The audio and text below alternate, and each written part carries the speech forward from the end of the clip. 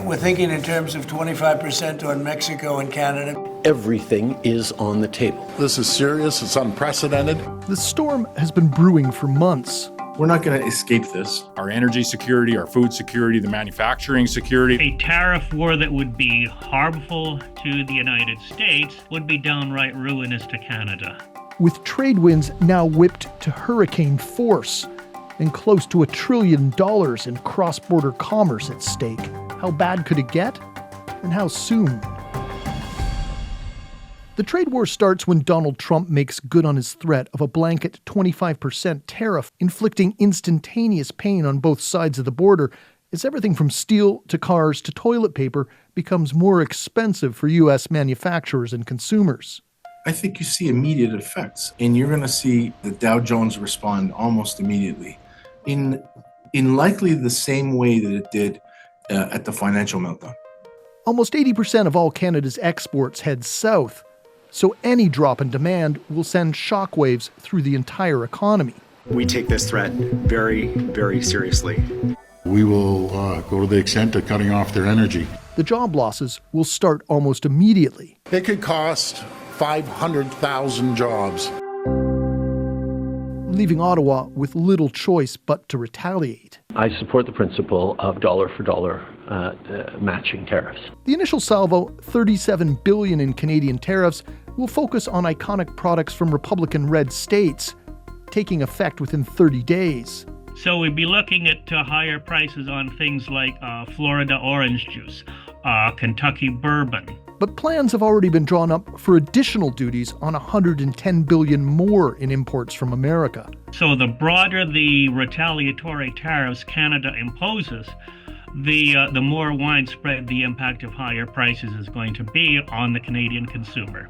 If things get that far, the consequences become dire. A vicious cycle of heightened inflation, a falling loonie, and rising unemployment.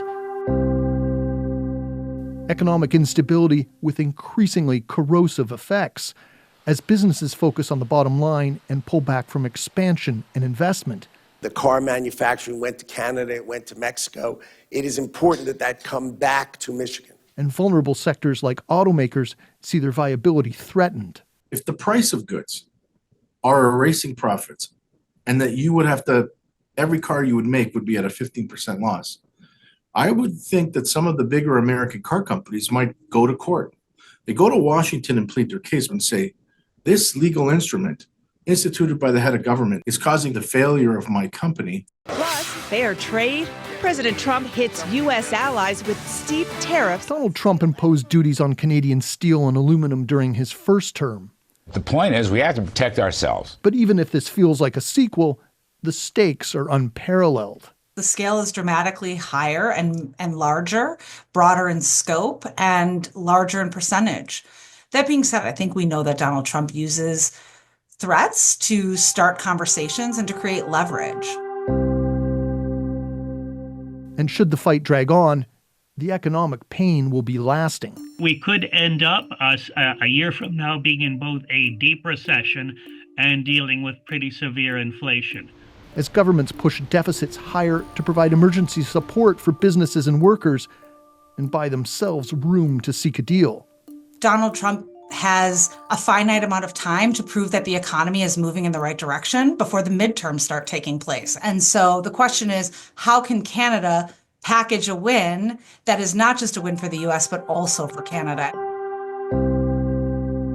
Trump's new trajectory, including his threats to use economic force to annex Canada, makes predicting how this all ends perilous. So far, his MAGA base is following his lead, but their tolerance for higher prices will be tested. It's a movement rather than a political argument.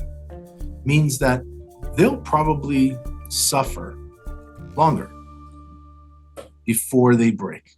Which opens the possibility that this time, a deal won't be reached. Well, we may very well end up with a return to a less integrated North American economy, a more economically isolated and self-sufficient U.S., a Canada that has less access to the U.S. market, which is a serious problem. A brutal reset for businesses and consumers alike.